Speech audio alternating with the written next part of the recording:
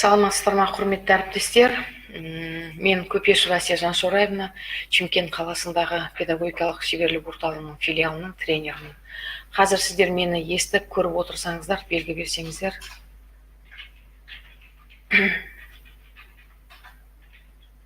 Жақсы естіліп тұр, жақсы көрініп тұр, иә? Слайдта көрініп тұрса, жақсы. Жанар, рахмет. Сәуле, Раушан, Эльмира, рахмет. Тағы да басқа әріптестеріміз болса.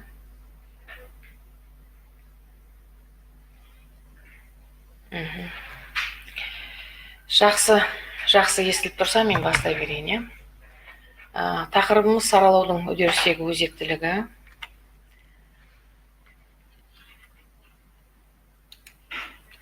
Бүгінгі вебинардың мақсаты тілдік пәндерде оқушылардың қажеттіліктері мен мүмкіндіктерін ескере отырып, саралау тәсілдерін қолдану, соның төңірегінде талқылау жүргіземіз. Вебинар соңында қатысушылар саралау тәсілдерімен танысып, оларды үдерісте қолдана алу дағдылары жақсарады деп күтіліп отыр. Сондықтан белсенді қатысып отырғандарыңыз жақсы.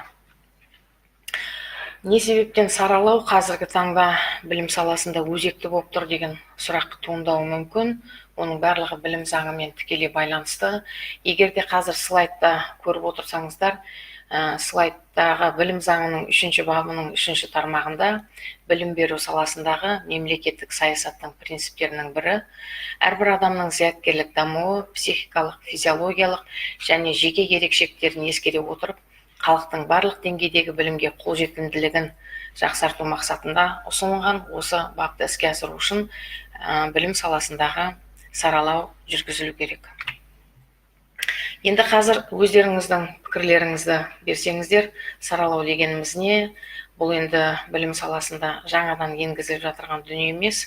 Осы уақытқа дейін жаңартылған білім мазмұны аясында сіздер саралау төңірегінде ақпарат алғансыздар. Сол ойларыңызбен бөліссеңіздер. Саралау дегеніміз не? Мен саралауды қалай түсінемін?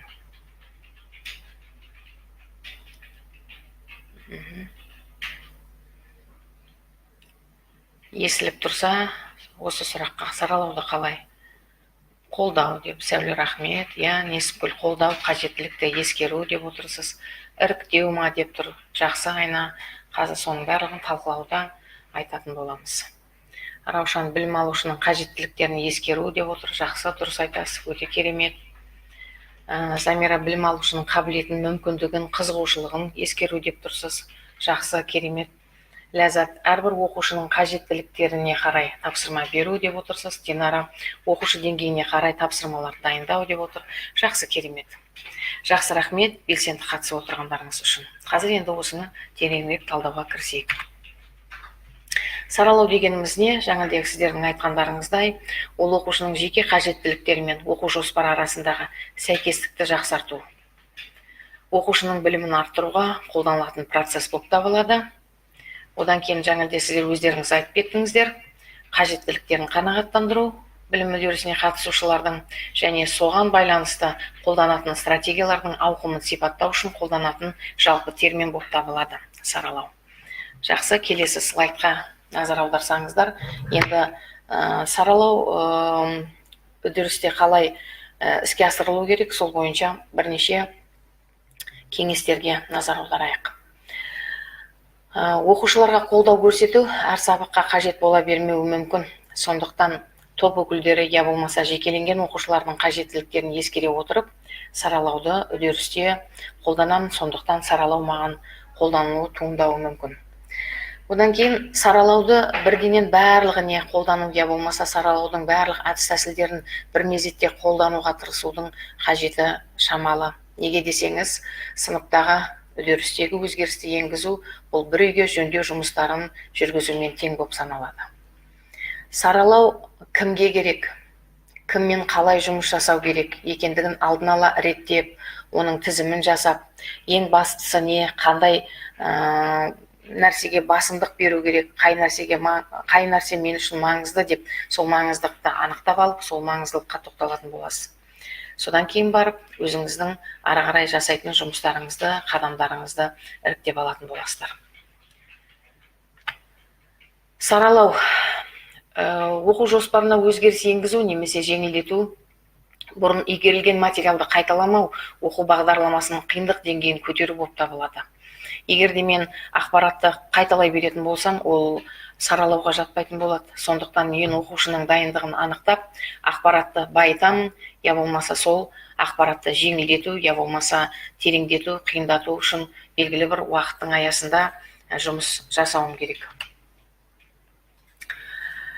Енді оқушыларды саралау үшін дайындығын қандай анықтауым керек және оған қандай қадамдар керек. Бірінші, мен сол оқушыны саралау үшін ол қандай мақсатта саралауым керек, бірінші мақсатты анықтап алуым керек.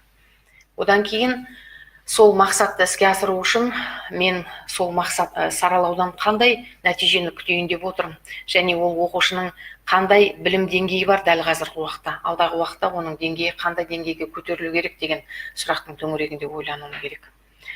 Одан кейін үнемі үдерісте оқушыларға қарапайым нұсқаулық беруді ұмытпауымыз керек. Неге десеңіз, нұсқаулық барлық оқушыларға бірдей қабылданады деген ой болмауымыз керек. Әр оқушы өзінің деңгейіне қарай әртүрлі қабылдайды. Тапсырмаларды кеңейтемін, жеделдетемін, тапсырмалар түрлендіремін. Одан кейін оны ары қарай іске асыру үшін жоспарды жүргізуім керек. Жоспарлауым керек. Ең маңыздысы мұғалім үшін осы саралауды іске асыру үшін оқушылардың үлгерімін белгілеп отыратын арнайы журнал жазып отыратын болсаңыздар, нақты сол оқушы туралы қандай саралау жүргізу керек, алға қарай қалай жылжытуым керек, сол нақты жүргізіп отыратын болса, іс-әрекетіңіздің бәрі жүйелі болатын болады. Енді тағы есте сақтайтын нәрсе, егер де сіз саралау төңірегінде бір кедергіге душар болып отырсаңыз, сол сыныпқа сабақ беретін әріптестеріңізбен талқылау жұмысын жүргізіп барып, оқушының қажеттілігін анықтауыңыз керек. Ол сіздің ғана анықтаған кедергілеріңіз, проблемаларыңыздан басқа да адамдардың, әріптестеріңіздің берген ұсыныстары, сол оқушының төңірегінде болып отырған кедергілер сіздің саралауды дұрыс және жүйелі қолдануыңызға ықпал ететін болады. Міндетті түрде саралау туралы ресурстарды жинақтағаныңыз өте жақсы. Және сол ресурстарды мен бірге өзіңіздің әріптесіңізден де кеңес алып отырғандарыңыз саралауды жүйелі жүргізуге ықпал ететін болады.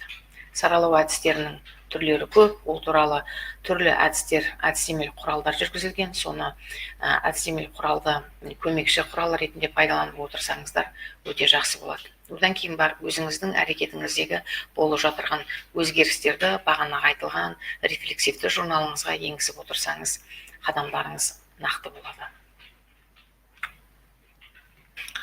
Енді саралауды жүргізуде сізді сұрақтар мазалатса, ол шешімін табасыз. Сократ айтып отыр, менде жауап жоқ, тек қана сұрақтар бар деп айтқан. Енді мына бір зерттеу жұмыстарына тоқталайық. Небраска Линкольн университетіндегі зерттеу төмендегі жайтты анықтап берген.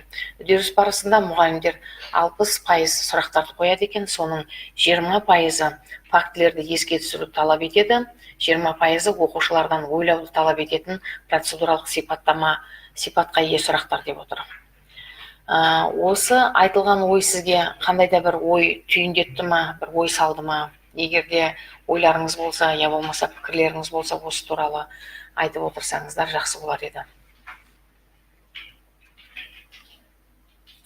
Кейіннен қосылған әріптесіміз Күлейханға рахмет.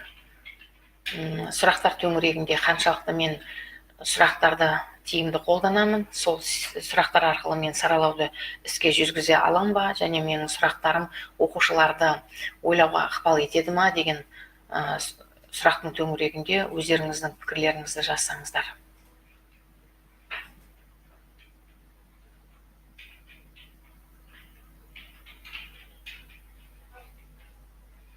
Әріптестер, мені естіп отырсыздар ма?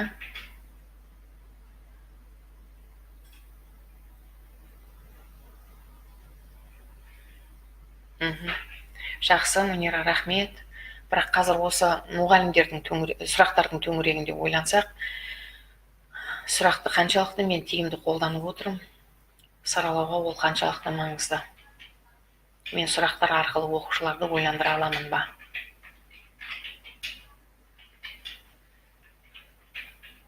Пікірлеріңізді жаза берсеңіз, келесі слайдқа мен көше берсем ба деп отырмын. Замира, рахмет. Сұрақтарды алдын ала жоспарлау өте маңызды деп ойлайсыз. Дұрыс айтасыз. Не себептен?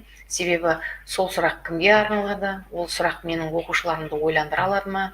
Кедергеден алып шыға алады ма? Сондықтан мен міндетті түрде алдын ала қандай сұрақтарды қоюым керек? Сол тақырып аясында ойланып өзімнің жоспарыма жазып алғаным маңызды. Дұрыс айтасыз. Сұрақтар сабақта кездейсоқ қойылмауы керек деп отырсыз. Жақсы, неге десеңіз, оқушыны бір белгілі бір кедергіге душар етуіңіз мүмкін. Мүмкін ол оқушыға арналмаған сұрақ шығар. Дұрыс айтасыз, Самира. Рахмет сізге көп. Нұркен, қабілетті оқушы мен төмен оқушыны саралау жұмысы екі түрде жүргізіледі ме? Сіз өзіңіз қалай ойлайсыз? Неге екі түрде деп екі түрін ғана белгілеп отырсыз?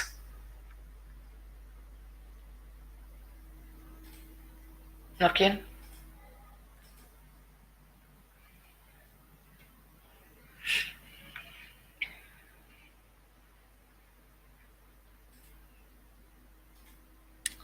Қазір осы талқылау барысында Нұркен өзіңіздің сұрағыңызға жауап аласыз деп ойлаймын. Бірақ мына жерде неге жұмысы екі түрде жүргізілу керек деген сұраққа кейін тағы да тоқталсақ, вебинардың соңында өзімнің почтамның адресін жазам. Сол арқылы да талқылауды жүргізсек болады. Ары қарай жалғастыра берейік. Оқушының деңгейін бірдей емес, дұрыс айтасыз. Оқушының деңгейі бірдей емес, сондықтан мен сұрақтарды оқушының деңгейіне лайықтап қойып отыруым керек. Бағыттаушы сұрақтар оқушының оқытуға жетелейді, дұрыс айтасыз, Несіпкүл. Раушан, сұрақ қою арқылы оқушы өзінің қай деңгейде екенін көрсетеді, сондықтан сұрақты оқушыға қойылу керек деп отыр. Дұрыс айтасыз. Енді бағанағы Нұркеннің айтып отырғандай, мына жердегі сурет сізге қандай ой салды? Мына жерде егерде мен оқушыларды осы дөңгелектерге орналастыратын болсам, оқушылардың әрқайсысы әр деңгейде болуы мүмкін. Қазір осы сурет сізге қандай ой салды? Осы туралы өздеріңіздің ойларыңызды айтсаңыздар.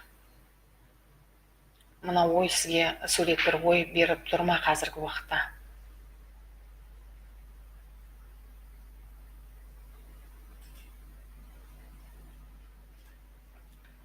Сурет сізге қандай ой салды? Және бір суретте оқушының басы ғана шығып тұр, бір суреттің кеудесі жартылай көрініп тұр, бір оқушы төмен деңгейден де төмен жағдайда орналасқан, бір оқушы орта деңгейден жоғары. Оқушылардың деңгейін көрсетіп тұр. Дұрыс айтасыз, Раушан, рахмет. Мұғалім оқушылардың оқуына ыңғайлы жағдай жасау қажет. Сәуле, дұрыс айтасыз. Сондықтан Орынкүл, рахмет. Тақырып өте жақсы. Рахмет. Қажеттілік мағлұматтар өзіме түртіп алдым. Рахмет, Орынкүл. Назым, маңызды зор.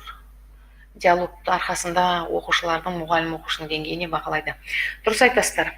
Сыныпта отырған әрбір оқушы әртүрлі деңгейде болғандықтан, дәл осы сурет ол әр оқушының білім деңгейін көрсетіп тұр деп қабылдасақ болады екен. Жақсы. Енді өткен ғасырда Гарнер мынандай идея берген. Біз оқытуда жіберген ең үлкен қателік барлық балаларға бірдей жеке тұлғаның нұсқалары сияқты қарау, немесе сол арқылы сол пәндерде бірдей тәсілдермен оқытуда өзін өзі ақтау деп тұр. Сондықтан менің сыныбымда отырған оқушының барлығы бір деңгейде деп қабылдауымыз ол біздің үлкен қателігіміз деп айтуымыз мүмкін. Ұлпан, оқушы өзі ұмтылып жатыр деп жатырсыз. Жақсы. Күлайхан, біреулер үшін бұл шұңқырға түсу қорқынышты болуы мүмкін. Дұрыс айтасыз, біреулер үшін ол оңай болуы мүмкін. Білім саласында үдерісте отырған оқушының тапсырманы орындау деңгейі әртүрлі болуы мүмкін деп отырсыз ғой. Жақсы, дұрыс, рахмет.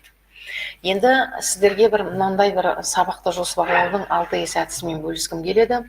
Сондықтан сабақты жоспарлауда әрбір мұғалім өзінің сыныбында отырған оқушылар туралы менің жасап отырған жоспарым, ұсынайын деп отырған тапсырмам кімге арналған және сол аталған оқушы нені орындайды, және сол ұсынылып отырған оқушы ұсынылып отырған тапсырма ол оқушы кіммен орындайды, жалғыз орындайды ма, я болмаса жұппен, я болмаса топпен, одан кейін ол тапсырманы қалай орындайды, және тапсырманы қашан және қайда орындайды деген сұрақтардың төңірегінде ойлансақ. Голдстейннің 86 жылы ұсынып отырған сабақты жоспарлауда саралауға тікелей қатысты кімге, не, кіммен, қалай, қашан, қалай деген 6 сұрақтың төңірегінде ойланатын болсақ, біз саралауды сапалы қолдана аламыз, және оқушылардың барлығы бағанағы біздің білім заңындағы көрсетілгендей барлық оқушыларға қолжетімді білімді береміз деп ойлаймыз. Рахмет, Гүлайхан. Енді саралау тәсілдеріне тоқталсақ. Қарапайым тілмен бағанада осы туралы айтып кеттік. Қарапайым тіл, неғұрлым сіздің сөйлейтін тіліңіз оқушыға түсінікті болу керек. Сонда сіз жеңіл тілді қолдану арқылы оқушының сол тақырыптың төңірегінде жеңіл түсінуіне және жедел меңгеруіне ықпал етесіздер.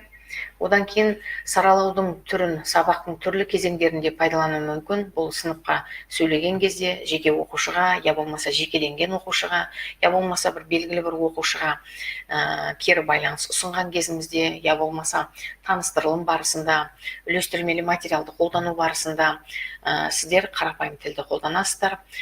Сөйлеу тілін қарапайым ету кейбір жағдайларда оқушыға сол тақырыпты терең жылдам түсінуге, нақты түсінуге және сол түсінікті жеңілдетуге және жеделдетуге мүмкіндік береді. Рахмет, Камиля. Бәрімізге сәтті күн болсын. Назым, дұрыс, жеңілден ауырға қарай, жеңілден ауырға қарай жылжып отыру керек деп отырсыз. Дұрыс айтасыз. Саралау шын мәнісінде жаңа дұрыс емес, ол біздің барлығымыз осы уақытқа дейін қолданып келген тәсілдеріміз, мүмкін оның нақты атауларын білмеуіміз де мүмкін. Саралауды әдістен алып шығуға болады ма? Әрине, саралаудың түрлі әдіс тәсілдерін қолдану арқылы оқушыларды кедергіден алып шығуға болады, Нұркен. Енді жеке тәжірибеде әрдайым сабақ тақырыбын күнделікті өмірмен байланыстырып отыру аса маңызды. Неге десеңіз, оқушы тек қана өзінің өмірімен, жеке өмірімен, я болмаса қоршаған ортамен ұштастырған кезінде ғана тақырыпты жақсы түсіне алатын болады. Енді міндетті түрде біз оқушының алдыңғы біліміне сүйенуіміз керек. Осыған дейін оқушы қандай білімді білетін еді, біз соны ары қарай жалғастыруымыз керек. Орынкөл сұрақ қойған кезде түрлі әдістерді қолданып, оқушыларды қызықтыру және тақырыпты ашу. Дұрыс айтасыз. Дұрыс, Нұркен, жақсы. Енді алдыңғы білімді анықтау дегеніміз не?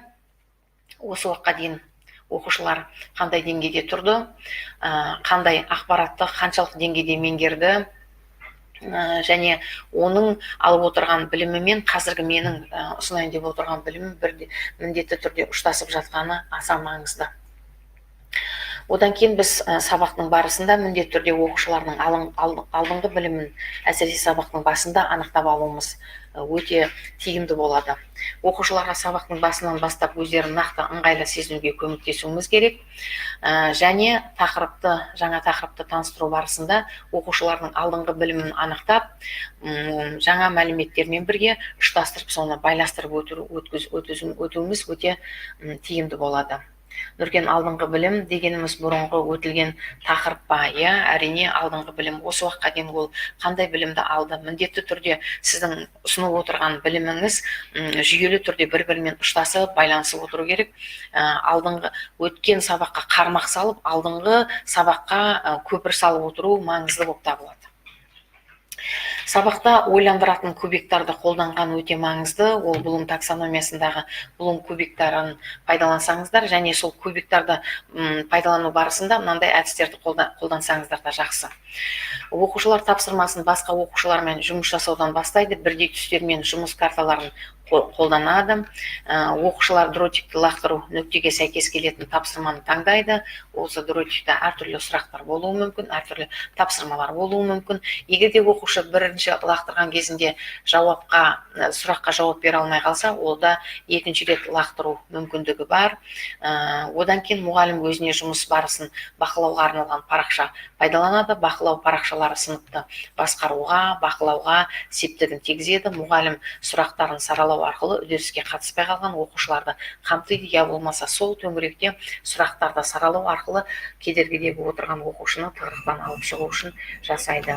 Сәуле, алдыңғы білім тек өткен тақырыпты ғана болуы тиіс емес. Баланың қарастырылған тақырыптар бойынша не біледі, осылай да қарастырылуы мүмкін деп тұр. Әрине, Сәуле, өте керемет тың идея беріп отырсыз, дұрыс айтасыз. Мен тек қана өткен тақырыптың төңірегінде ғана емес, оны мен ұлғайтып кеңейтіп отыруым керек. Жақсы. Келесі саралау жаттығулары. Міндетті түрде саралау жаттығуларын жасаған кезімде жүйелікке басымдық беруім керек. Суреттерді, мәтінді сәйкестендіру тапсырмаларын беруім керек.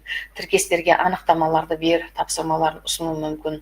Себеп салдары, мысалдарын беру мүмкін. Не себептен осындай болып отыр, осының себеп салдарын анықтап беріңіздер.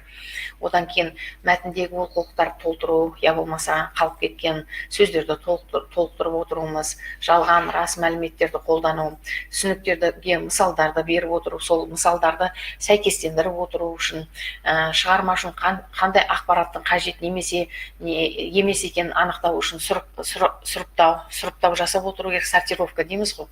Мағына арасында ұқсастықтар мен айырмашылықтарды анықтап, ақпаратты толықтырып отыруымыз керек. Жақсы, үлгеріп жатырмын ба мен сіздерге? Қатты жылдам айтып жатсам, онда ескертіп қоясыздар. Слайд нақты көрініп отыр ма? Бүгін қол жеткізіліп отырған оқыту мақсаттары бойынша балаларға қандай білім немесе тәжірибе бар екен анықтау. Дұрыс айтасыз, Күлайхан. Керемет ойыңыз. Жақсы. Енді көмекшілер. Сабақ барысында бір оқушыларымыз басқа қарағанда ертерек тапсырманы аяқтап қою мүмкін. Сондықтан біз ол оқушыларды көмекші ретінде белгілеп аламыз. Көбірек оқушылар аяқтаған сайын көмекшілеріміз де көбейеді. Сондықтан сыныбымызда отырған кейбір оқушыларға қолдау көрсету үшін осы көмекшілердің әлеуетін пайдаланып отырамын. Саралау барысында алдыңғы білім бойынша оқушылар деңгейіне қарай тапсырмаларды, сұрақтарды дұрыс құрастыра білу әрекетті білім қалыптастыруға септігін тигізу мүмкін. Арепжан, дұрыс айтасыз. Ойыңыз дұрыс. Оқушыларға өз жұмыстарын өздерімен бірге алып барып, серіктестеріне, құрбыларына көмектесу, ары қарай оны алдан шығару өте маңызды болады. Дұрыс айтасыздар. Көмекшілер бізде мұғалімнің бақылауына, басқа адамдардың жақсы алға жылжуына көмек септігін тигізеді. Жаңадан қосылып отырған тобымыз көмекшілердің рөлі жоғары болады, үлгерімді арттырады. Дұрыс айтасыз. Эльмира, бір тақырыпта бірнеше саралау әдістерін пайдалана аламыз ба? Әрине, жағдайға қарай, өзіңіздің қажеттілігіңізге қарай болу керек. Кез келген пайдаланайын деп отырған әдісіңіз белгілі бір мақсатта жүргізілу керек. Сіз қосымша көмек көрсетуді қалай жоспарлайсыз? Қабілеті жоғары оқушылар қандай міндетті қоюды жоспарлайсыз? Назым, жаңа біз көмекшілер дедік. Егерде оқу пирамидаларына назар аударатын болсақ, оқушы басқа әріптестерін, я болмаса құрбыларын оқыту арқылы 90% информацияны есінде сақтайды деп отыр. Мен ол оқушыларды потенциалын пайдалана отырып, қалған әріптестерін оқытуға көмектесетін боламын. Ғажайып қабырға әдісіне қараңыздар. Бұны сыныпта пайдалануға болады. Әрине, Гүлжауһар, сұрақ қою арқылы саралауды да пайдалануға болады. Нұркен, қалыптастырушы бағалауды қалай жүргіземіз? Қалыптастырушы бағалауды жақсы кеңірек тоқталайық.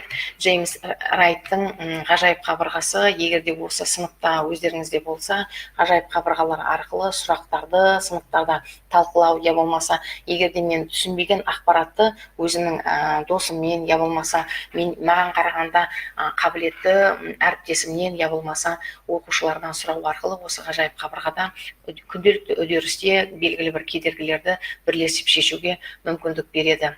Көмекшілер рөлі үлгерімі төмен оқушыларды жетелейді. Орын дұрыс айтасыз. Тыңдалымға арналған тапсырмаларға қараңыздар. Біз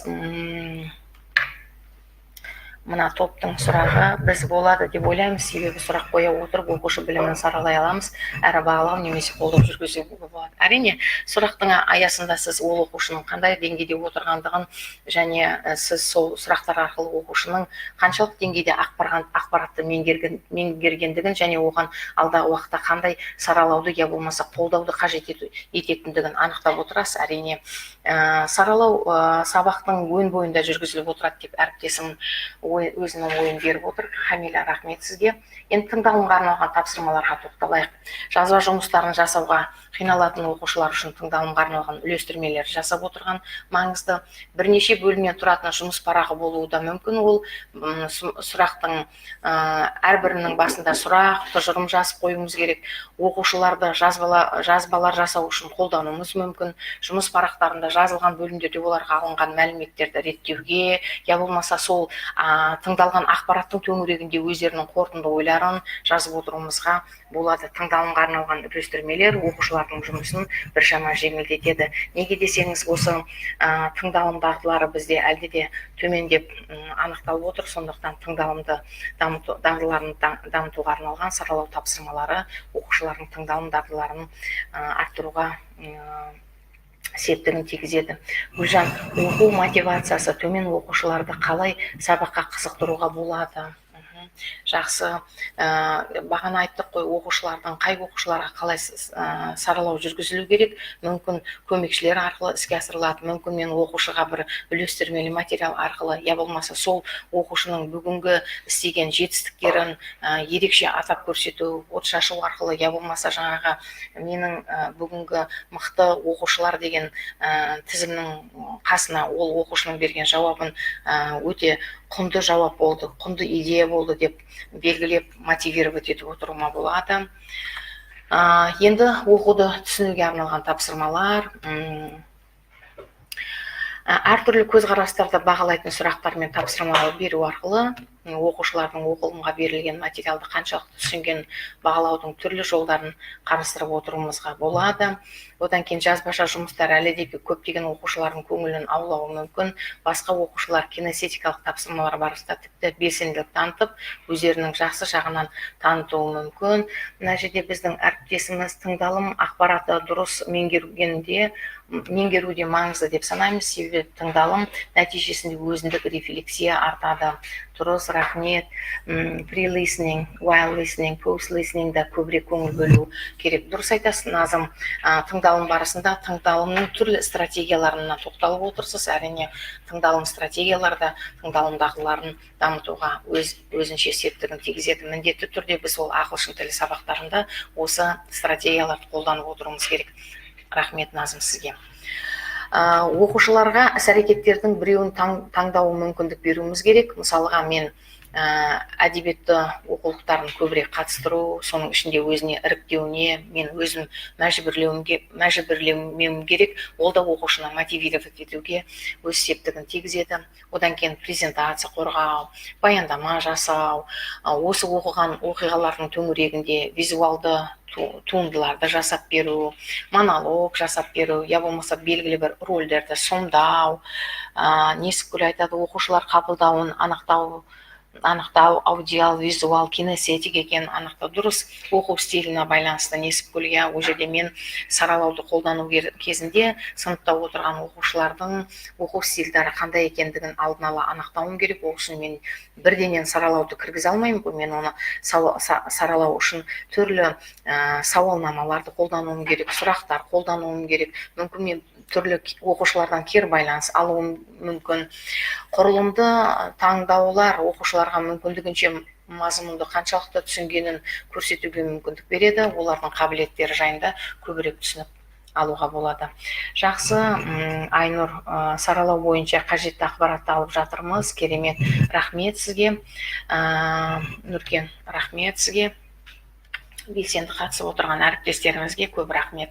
Енді жазылым дағдыларын қалай дамытамыз. Соған байланысты саралауға жазылымға арналған үлестірмелер оқушылар үшін тиімді болады. Және ол үлестірмелерді оқушылардың деңгейіне қарай әртүрлі деңгейлік тапсырмаларды ұсынып отырғанда аса маңызды.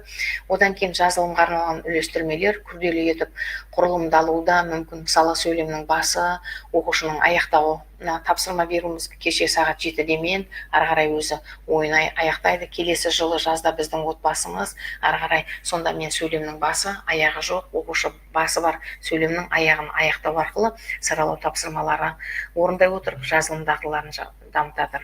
Сіз жекеленген жанрларда жұмыс жасау бағытталғанда эссе, есептер, мақала, қысқа мазмұндама, я болмаса жазылымға арналған үлестірмелерді жасау арқылы өзіміздің сабақ мақсатына қол жеткізуімізге болады. Жаратылыстану бағытында пәндерге саралау әдістерін қолдану тиімді деп ойлайсыз ба? Әрине, Эльмира, кез келген сабақта, ол гуманитарлық бағытта болсын, мейлі жаратылыстану бағытында болсын, менің оқушыларыма саралау міндетті түрде қолданып отыру маңызды. Айтөре, рахмет қосылғаныңызға. Айбек, тамаша тыңдалым болып жатыр. Айтылып жатқан ұсыныстармен келісемін. Керемет, Арыс қаласынан. Рахмет сізге. Саралауда бағалау сияқты оқу мен оқытудың ажырамас бөлігі деп қарауымыз керек дейді. Күлайхан, дұрыс айтасыз. Неге десеңіз, саралау арқылы сіз оқушылардың барлығын өзіңіздің оқу мақсатыңызға қол жеткізуге мүмкіндік бересіз. Айтөре, рахмет. Енді жұптық зерттеу жұмыстары, төменде жұптық зерттеу жұмыстарын жүргізудің мынандай алгоритмдарын пайдалансаңыздар болады. Кез келген беріліп отырған ақпаратты мен оқушылардың жас ерекшелігіне сәйкес және өзімнің бағытыма қарай бейімдеп алып отырсам болады. Ол гуманитарлық, я болмаса жаратылыстану бағыты болса да, бейімдеп отыру ол мұғалімнің шеберлігіне байланысты. Сондықтан оқушыларға тақырыпты таңдап аламын. Таңдап алынған тапсырмалардың қаншалықты олардың құрбыларының көзқарастары мен тәжірибесін зерттейтіндігін түсіндіруім керек алдын ала. Одан кейін барып сұрақтарды ұсынуым керек. Содан кейін барып сол сұрақтардың төңірегінде олар бір-бірінен интервью алады. Аяқталған кейін нәтижелер жазба түрінде тапсыруға болады. Орынкүл, жазылымға байланысты 4 циклды ескере отыру керек. Ағылшын тілінде әсіресе эссе жазар алдында дейді. Жақсы, дұрыс айтасыз, Орынкүл. Бізде жазылым, оқылым, айтылым стратегиялар бар. Стратегиялар міндетті түрде пайдаланып отыруымыз керек. Баянсұлу, саралау барлық сабақ жоспарларында, сабақ мақсатында байланысты жүргізіліп отырады. Ой, солай ма? Иә, сабақтың өн бойында қажеттілігіме қарай кейінірек тағы да бір ой берем, Баянсұлу. Сол кезде осы қойып отырған сұрағыңызға толық жауапты аласыз деп ойлаймын. Сөйлемнің басы, бұл да өте маңызды, әсіресе КЛИЛ бойынша сабақтарда қолдансаңыздар аса маңызды дүние болып табылады. Мынандай тәсілдерге назар аударуымыз керек. Сөйлемдерде PowerPoint слайдтарын жазып қоямыз, біреуін сынып қабырғаларына іліп қоямыз. Барлығы ол оқушыларға жеткілікті деңгейде көрініп тұру керек. Одан кейін бірнеше сөйлемдердің бастарын біріктіріп, буклет жасап қою. Сосын жазудағылар төмен оқушыларға арналған керемет құрал болып табылады. Неге десеңіз, оқушының сөйлемнің басы бар, аяғын өзі жазады, мүмкін оған қасындағы отырған әр досы көмектесуі мүмкін.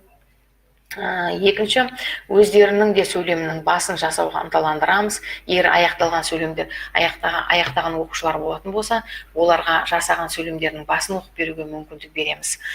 Сонда тек қана сөйлемнің басы емес, сөйлемнің аяғын да ұсынып отыруымыз керек. Сол кезде оқушылар оны өздерінің ойларымен, сыни тұрғысынан ойлау арқылы жазып отыратын болады. Осы арқылы біз оқушылардың әлеуетін арттырамыз. Орынкүл, рахмет сізге. Енді қорытынды аналогия. Қараңыздар, мектептегі сабақ суға жүзуге үйрететін үдеріс сияқты. Сізде бірнеше оқушылар бар, өздері су астына сүңги алады. Олардың тереңге жүзуге жібере аламыз. Себебі біз ол оқушыларға сенімдіміз.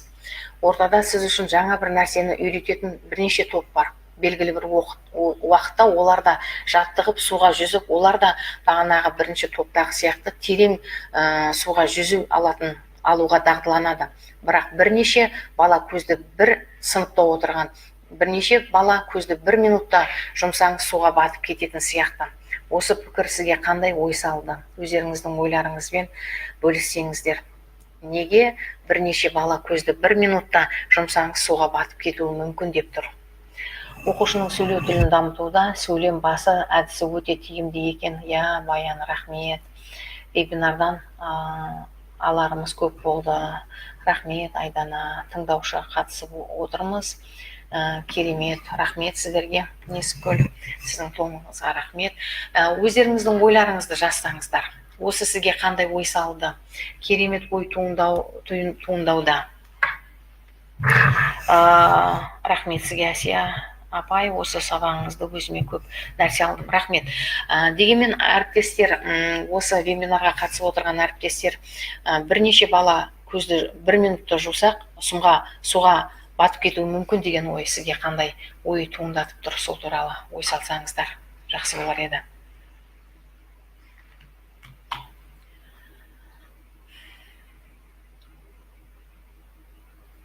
Ойларыңызбен бөліссеңіздер. Неге бұл сумен байланыстырып отырмыз? Саралауға бұл қаншалықты байланысы бар деп ойлайсыздар? Әріптестер, өздеріңіздің ойларыңызды жазсаңыздар, қысқа нұсқа әрине, қалай ойлайсыздар? Әрқайсыңыз өзіңіздің жеке пікірлеріңізді білдіріп отырсаңыздар болады. Жүзу дағдысы дамыған оқушылар, тапсырманы өз бетінше орындай алмайтын оқушылар. Жақсы. Дұрыс айтасыз, Раушан. Назым, су түбіндегі оқушымды судың бетіне шығару менің қолымда. Ол үшін мен су астындағы баланың деңгейін біліп, басқа балалардың деңгейіне көтеру қажеттімін. Дұрыс айтасыз.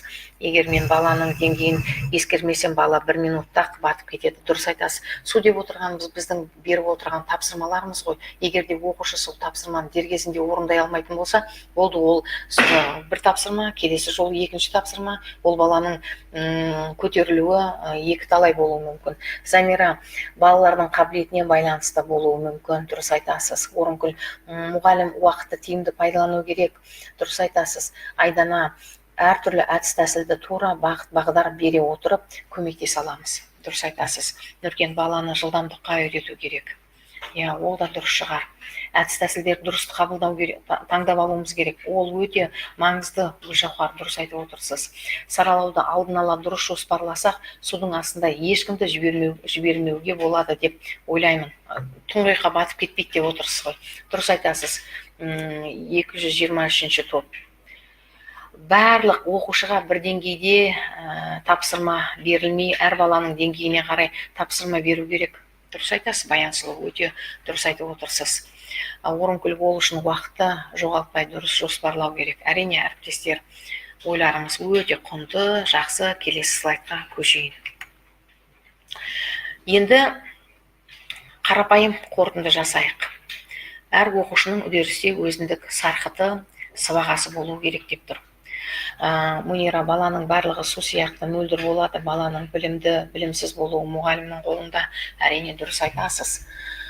Егер де мен өзімнің сабағымда әрбір оқушыға өзіндік бір сыбағаны, сарқытты дайындайтын болсам, оқушы сол оқу мақсатына қол жеткізе алады. Ол оны сарқытты дайындайтын, сыбағаны дайындайтын мұғалімді болып табылады. Сондықтан бүгін мен сабақты жоспарлап отырғанда өзімнің орта деңгейдегі оқушыма сыбаға дайындадым ба, төмен деңгейдегі оқушыға сыбаға дайындадым ба, жоғарғы деңгейдегі оқушыға сыбаға дайындадым ба, осы туралы міндетті түрде ойлануым керек. Ол бағанаға 6S жоспарлауына қайтадан назар аударамын. Рахмет, Несіпкүл.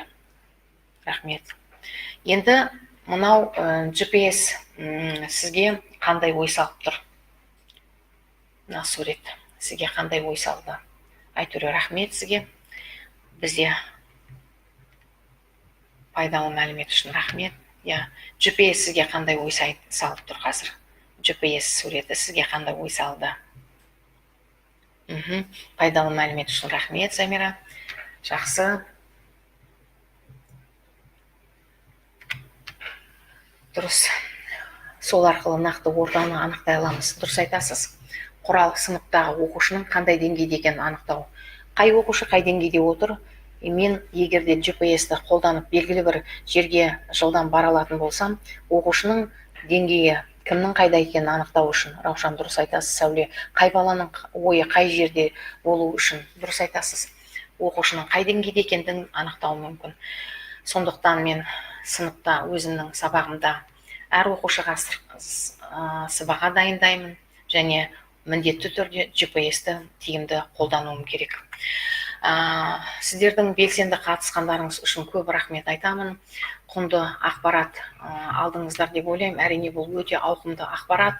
Сондықтан алдағы уақытта егер де сұрақтарыңыз болатын болса, экранда көрініп тұрған электронды почта арқылы сұрақтарыңыз я болмаса ұсыныстарыңызды алсаңыздар болады. Және жақында Замира әріптесіміздің екеуміздің бірге шығарған құралымыз жарияланған.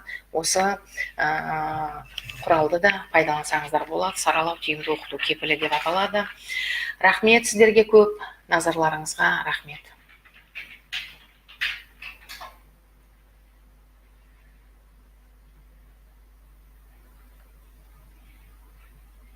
Рахмет, әріптестер.